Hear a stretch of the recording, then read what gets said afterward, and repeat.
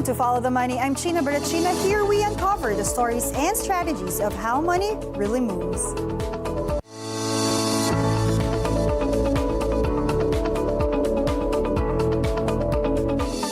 They say in business, when you teach someone what you know, you create your own competition. But what if sharing your knowledge is actually how you multiply your value and your income? Our guest today proves that even the simplest things can hold the biggest opportunities. In his world, beauty isn't just skin deep. It's threaded with purpose and precision. Here's a doctor who didn't just lift faces, he lifted confidence. He followed the money not by keeping secrets, but by opening doors. Today, we joined by the exclusive distributor and trainer of Aptos in the Philippines and co-founder of Lift Aesthetic, who turned thread lifts into an industry that empowers others to rise with him. Let's see how Dr. Cyrill Mitchel Tecson Agan followed the money through every thread that lifts not just faces, but futures. Hi, Doc. Welcome to the show. Hello, China. Thank you. Finally. Right. I'm so excited for you to be here. So tell us about, this is about business. And basically, I want to know about your childhood. Where did you grow up and what kind of life did you see around you? Well, I grew up in Ermita, Manila. So, we're a family of 5, so tatlo kaming siblings, and I was the oldest one. And, my father owned a tailoring shop. My mother used to work as a bank teller. So, hindi naman kami super yaman, hindi naman din super poor, but, we were making ends meet. Although there were times I felt poor. But the thing with my family is that they're very hardworking. So, and then me, I studied in JASAMS, Manila, which is a private school. So, despite the fact that during that time for us the tuition was expensive, my family was able to really work hard, for us to pay for it. And we were just living in an apartment. We didn't own our own house or home.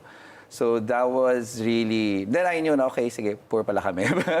But it was something that I never felt that, we were poor, because my parents were always really working very hard. But what was your relationship about money? Because you never thought that you were poor, diba? Was money ever discussed at home? What was your earliest memory when it comes to earning? Yeah, well, I think it's more of, you aspire for something. Oh, one day I want to be like this, or one day I want to own this. To be fair with my family, we never thought of luxury. It's more of we value life and hard work. So the way I see my family work throughout the years is that they were working. So yun yung na-inculcate sa akin. Na the more you work, the more money you will earn. And despite of the hardships, you will be able to cover that. That hardship. Usually, doctors are like, there's a lahi of doctors. And I've noticed that your parents, neither of them are doctors. No, actually, my mom is a doctor. Ah, your mom is a doctor. So that's another story, actually. So she was a bank teller until I was, I think, in grade school. And then high school, I was in high school. She decided, I want to be a doctor talaga. Wow! She didn't feel like having that calling, because I believe that doctors are being called? Yeah, no, she had a calling even when she was younger. But siguro financial, she needed to work. So, and she also wanted to support her family.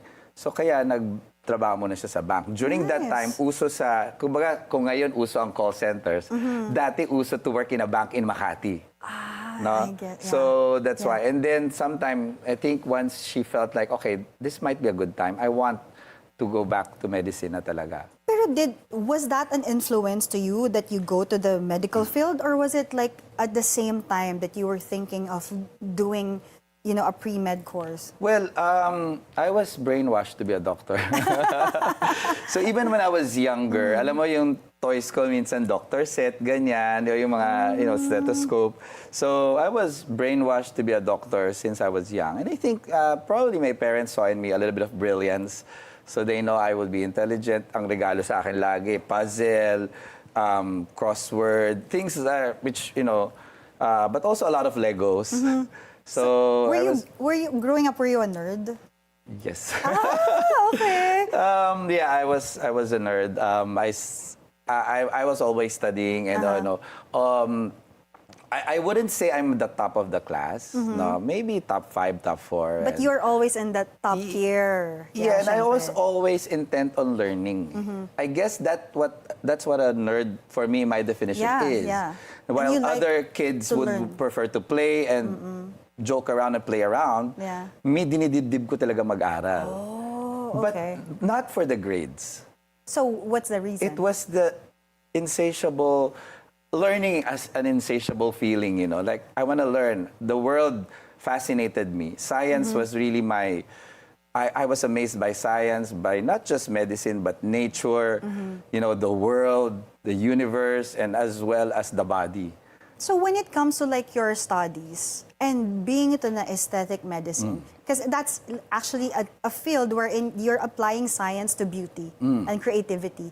So how did that transition you that this is the specific medical field that you want to venture? Well, interesting story. Aside from being brainwashed as a kid, I was into the arts also. Oh, okay. So when I was in grade school, I even joined children's theater. I was painting. I was doing Wow. sculptures. I joined the choir. When I was in high school, one of my favorite subjects was humanities and learning about history of art. Genius ka, Doc, kasi both of the hemispheres is working. And I guess aesthetics became a perfect marriage of science, my fascination for science, and my appreciation for art. I agree. And I mean, part of the story as well, hindi ko yan pinlan. No, it just happened that I went into that field. So obviously you have the heart for art. How did you balance that to the art of profit and having the heart of like creativity at the same time? Well, to let you know, as a doctor, wala kaming business subjects. No, we don't have any business subjects. Actually, a lot of doctors have a hard time having their own business because when we graduate, we're like clueless into the world. We don't even know how to apply business permits and things like that. But I had my father who helped me open up the business. Siyang naglakad ng BIR and ng SEC and everything. But I think it's also probably because, the things that I've learned throughout the years in school was in my head, no? I wasn't really the best in math, for example, but I was from Manila Science, and a lot of the math subjects are really tough. Yes, I know Manila Science. Kumbaga, kulelat ako sa math pa nga nung time na yun eh. Wow, in that case But pa. in the real world, my math, it's in your The head. practical eh. math, Oh, it's in sabihin your natin. head eh. Your Yeah. head just focuses, the gastos versus the profit, Yes. what I need to do, how much effort do I need to So give you to were the business. practically applying it in the, inflows and outflows of your money. Yes, yes. Plus the idea that time is gold, that every moment of my time has a value, So yun yung... So how could you have gone into any kind of medicine? Why aesthetic? Well, it was an accident. So what happened? So when actually, what I really wanted was to be either a brain surgeon or a neurosurgeon, a heart surgeon, wow, a or a surgeon. vascular surgeon, or a plastic surgeon. So those were my top 3. Because I really like doing things with my hand, But when I graduated, as I mentioned, medyo naghirap din talaga kami.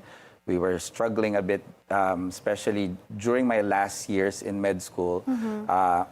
My parents, nagkautang-utang sila, like I Because would... both of you are taking medicine. Yes, yes. And then when she graduated, syempre, she was starting, Apparently, not all doctors are mayaman pala. Diba? So, immediately after graduation, I really needed to work. So, I applied to maybe around 40 jobs. Nagpadala ako ng mga resume ko. And the option that I accepted was to apply to do Botox on a cruise ship. On a cruise ship? Yes. So Wow. so that's how I started. And I remember nakita ko yung salary ata. Parang basic salary, $500.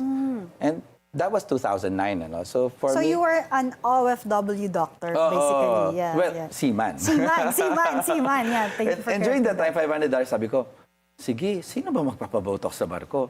I guess that was okay, like $500, I don't have to pay for food and rent. should And be nasa okay. cruise ship ka pa. But what happened was, during my time there, alam mo, I remember my first cruise, yung first week ko ng cruise, my revenue was $7,000. First week. First week. And then the next week, Wow. 11,000. And then I think my highest revenue in 1 week was $49,000. Revenue, total revenue. Yeah, ganun kadami Yes. interested sa aesthetic in a cruise ship? Well, Wow. interesting. I mean, imagine Interesting. you have, I don't know, 2,000 to 4,000 people on a ship, and I just need a small fraction of that to come to the clinic, right? And yes. then I guess that's the time that I realized I was good both in promoting myself and marketing. Yes, being Because there. if and you know, it was challenging because my clinic would be inside the spa. That's why I was called the Medi-Spa doctor. Okay. And, you know, people will go to the spa for a massage.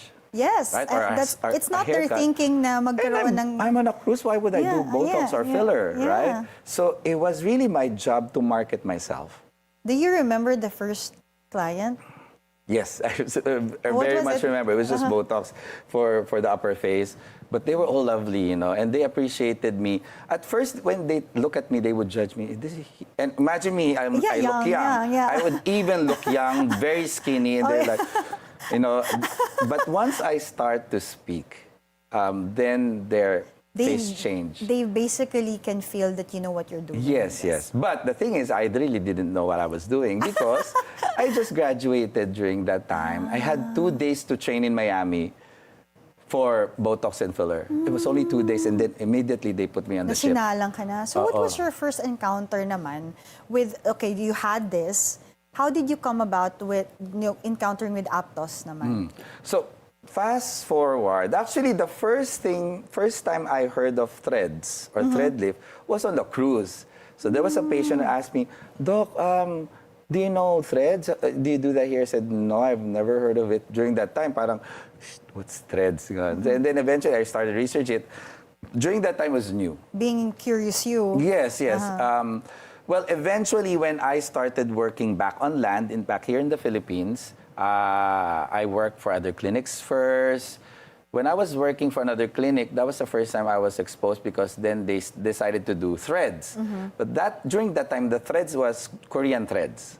No, so these were the PDO threads. It's color purple, just smooth threads. And then my mom was my first patient then, I remember. And then we inserted almost about like, I think 30 or 40 threads per side. That was a lot, maraming tusok. And then I remember asking the trainer, so sir, saan yung lift dyan? Kasi it was smooth thread, pinasok lang eh. And then he said, oh, don't worry, the threads will stimulate collagen. Eventually, you will see the lift, no? And for a while, so we were using the Korean threads. But the thing is, eventually patients would tell me, you know, parang doc walang effect, no? Because there's no actual lift eh. So what you're doing is just inserting the threads, not pulling it, okay, waiting for the collagen to stimulate. And then, fast forward, dumating naman yung bagong threads naman from Europe, from Italy. So this time, the thread had barbs. And this was white or colorless, so it lasted longer. But also, because it has barbs, it has the ability to lift. Naturally. Yes. Now, talagang ililift mo talaga siya. The problem with that now, because we are only using 2 threads per side, kulang yung, madali siyang bumagsak.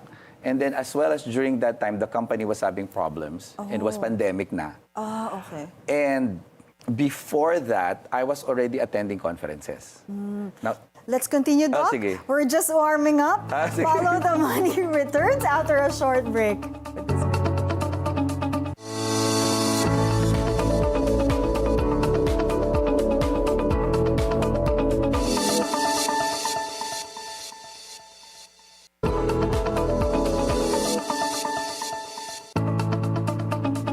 Welcome back to Follow the Money. Still with us is Dr. Cyrill Mitchel Tecson, exclusive distributor and trainer at Aptos Philippines.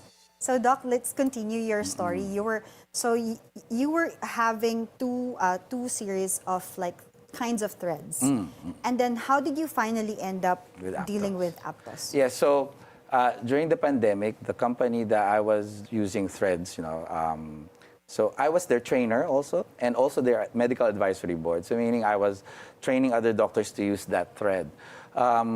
It was difficult because number one, it was sharp needle. So meaning it was harder for a lot of doctors to use. But also the lift, although may lift naman siya instant, madali siyang bumagsak.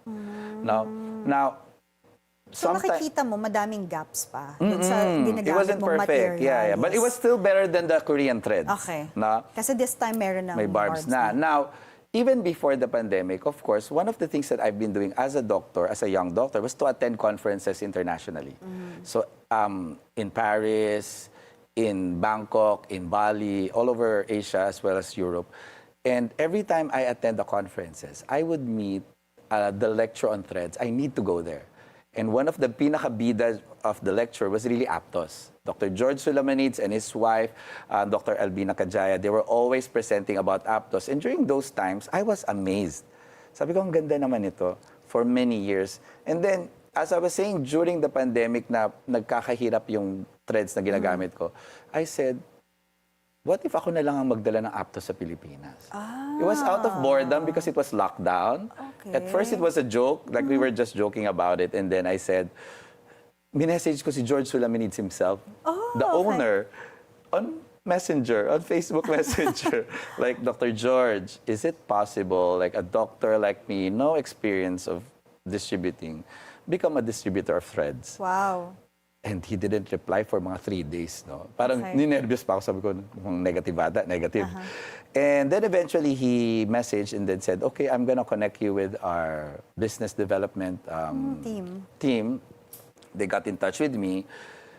Interestingly, I'm not sure if I can say this, but interestingly, I discovered that Aptos was also talking to another clinic who wanted to distribute. So meron ng just in time that you were inquiring. Oo. And then how did you win the inquiry? Well, so I had a friend who worked for that clinic na minsan bumibisita sa akin. So, chinichismis siya konti. And she was saying na, we were talking to Aptos nga. And then eventually, she came back and said, we decided not to push through with it. Actually, nung una niya sinabi na they're talking to Aptos, I felt like, malamang sila na makakuha niyan because they're a bigger clinic. And What then did you feel nung finally nagka-deal na kayo? Well, una sabi ko dun sa friend kong yun, at least man lang kunin niyo ako as a trainer. Okay. Then eventually, when I found out na they turned it down, sabi ko, my chance. However, because probably I didn't have experience, I think the first reaction of Aptos was like, kaya niyo ba? Kasi ganito dapat, ganito dapat, ganito dapat. And I said I wanted to really prove myself na kaya ko yun. So when I had an opportunity to go to Georgia, which is where the origin of Georgia, Aptos. Europe, Georgia. Tbilisi, Georgia. Yeah, yeah. It's near Russia, near Turkey, almost like East Europe. And then I said, okay, I'm gonna go to Georgia by hook or by crook. Actually, I didn't have a lot of money as well during that time. But I booked myself and my partner, Jan, and then I said I wanted to bring my mom kasi para siya yung first patient ko for the training. So it was not just a meeting but also a training for me to use the threads. And you know what? There was no available economy or business class kasi this was a pandemic eh. Oh my, And December. oo nga. So puno ang flights So that. 2020. I was forced to book first class for us. It was my first time to book grabe. first class. Ang tanong ko sa'yo dun, Doc, because you were dealing with a lot of risk during that time, how did you weigh the risk versus the opportunity? I was a risk taker, I think, ever since. But maybe my intuition tells me that kaya to. Hindi, this is something good. Hindi, I'm investing. Because I will tell you, ang laman ng bank account ko na, alam ko, nasa 1.5 M lang. Pero flights pa lang namin, 700,000 na. Grabe, no, grabe yung risk. Yung hotel ko pa noon, sabi ko, para ma-impress yung Aptos sa akin, I have to book a 5-star hotel. Ganyan. Kasi baka they might not be Baka convinced. maliit, So I booked diba? Marriott eh. Yung Marriott dun sa Tbilisi medyo upscale eh. So imagine mo, parang 200,000 yata yung binayad ko noon for the Gosh, hotel ilang pa araw lang. yun? Kasi it wasn't just, I think aside from the training and meetings, parang namasyal na rin kami ng konti with my mom. Doon So ka parang naman na eh. 7 days kami. And pagbalik namin, we had to quarantine ah. for 7 days. Ah, yeah. It was during the time Oo. na meron pang quarantine. So you have to stay in a hotel Oo. for 7 days. Was So that imagine, so almost 2 weeks wala ako sa Pilipinas. So I didn't do clinic. Wala kang income. Wala akong income and I spent like close to ₱1 million. Ubus ang savings. So, iso-shortcut natin, that 1 million, kailan siya nag-turn around that it finally, okay, I did what is right? It's hard to say at which point, because even throughout the years, you know what you're doing your business, money was coming in, money was going out. Because I was the type na, yun nga, go lang, go. Because I felt like even the first 2 years were investment phase pa rin eh. But I think really the clincher now is this year when things were all falling into place, no? Because it's not just about the business of Aptos. It's also about my career as a trainer, as an international trainer, as a trainer here in the Philippines, also my clinic. So it's my brand as a whole which is growing, and that's the time, okay. I want to touch that nga, Doc, kasi others would gatekeep their skills. You are the type who teaches not just like any other clinic, but prestigious clinics that you are teaching these doctors to be trained for Aptos threads. Ano yung secret on why are you not afraid of sharing your skills na pwedeng maging competition mo balang araw? Yeah, you know what, ever since, and I've been asked that many times, I started doing trainings, I think, 2018 or 2018, no? And during that time, I asked, Doc, bakit pag nagturo ka, talagang bigay na bigay ka? Dapat wag mo ituro lahat. Yun ang sabi sa akin. I said, what's the point of teaching if you're not gonna teach it correctly? Right? Now, am I afraid that my competition will catch up on me? I think aesthetics and any skill, to be frank, is that it's a combination of number one, talent and skill that you practice over time. Okay, and I've been doing aesthetics since 2009, so it's been 16 years. Wow, right? Teenager na. Oh, so imagine, if you have the talent and then the skill doing it over time, then you become better. If I teach someone, they're not gonna become good overnight. No, it does take takes time. time. Even if I teach the best thing that I can teach, it does take time for you to perfect and master the craft. No? Similar to, for example, singing, diba? Some people are really talented when they sing. Okay? Sometimes naman nakukuha sa voice lesson na improve. But syempre, yung magagaling talaga is both talent and hard work over time. Magbo-bloom talaga over time. But this I want to ask you probably is, what was your relationship with money now that you're earning versus nung nag-aaral ka pa that you thought na parang you need to earn a lot because you're in the challenging phase. Ano yung nabago? What's the change? I think one thing that did not change really is that I was not greedy. I guess I didn't make money as a parang goal na it's about money. It was, I'll just give you a short story. When I was in med school, a classmate of mine died.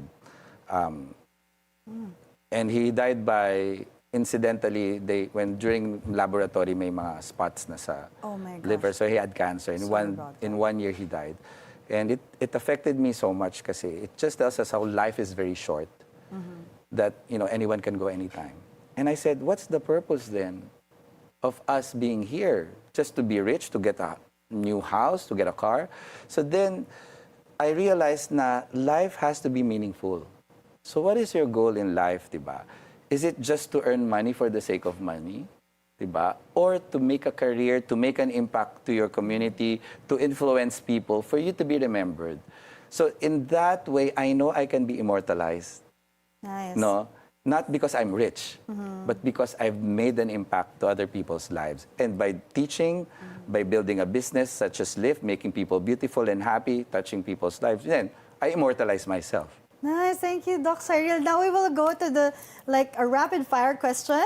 So anything that comes to mind, what's your secret? Coffee, magic, or just pure stubbornness? Stubbornness. If you could turn any everyday object into a beauty tool, what would it be? Everyday object into a beauty tool? Yes. Comb, or anything that is like usually alam mo yung pang pwede din roller or something. What something that you think na this is everyday but you can use it, like ice cube? I don't really believe in those. I think it's behavior. Behavior. You know what? Everyday thing that you can do to look young, Yeah. sleep upright. Don't sleep on your side. Okay, so what's the weirdest thing a patient ever asked you to fix? You know what? For me, in aesthetics, I will always have to listen to the patient. The weirdest thing probably would be some patients, they want a little bit of jowl or lagyan ng konting to make the face a bit square. But then, you have to really turn it around so that it makes sure you have beautiful pa rin yung face and proportion pa rin. So, Botox or coffee, which do you think works best for mornings? I don't drink coffee. Oh, okay. Tea. I drink tea, but it's really, my mind takes time for it to start. It starts on its own. So I don't really need coffee. If you are to complete the sentence, money follows you when blank. Money follows you when you have a good heart, you do good, okay? You help other people, and you're passionate with what you work. And last but not the least, our traditional question here, money is the root of all blank. Evil. Not It's the love. basic. Not the love, but rather if it's a tool, it is gonna be the root of all blank. Well, money can be a root for you. It empowers you to do better. Thank you so much. It empowers you to do more. Thank you, Doc. Thank you, Doc Cyrill, for your insights and your, a very wonderful, inspiring story that anyone can achieve the dream that they want, as long as they want and have like the courage to do so and take the risk. Thank you so much. Thank you so much. Doc Cyrill, thank you for sharing your story, for proving that lifting confidence goes beyond aesthetic. You've shown us that beauty and business can meet at the same thread, and that generosity can be profitable when done with purpose. As Estee Lauder once said, "I never dreamed about success. I worked for it." And that's exactly what Doc Cyrill did. He worked for it by thread, lift by lift. Because in every sinulid, there's not just beauty, there's business. I'm China Barachina. Stay curious, stay sharp, and always follow the money.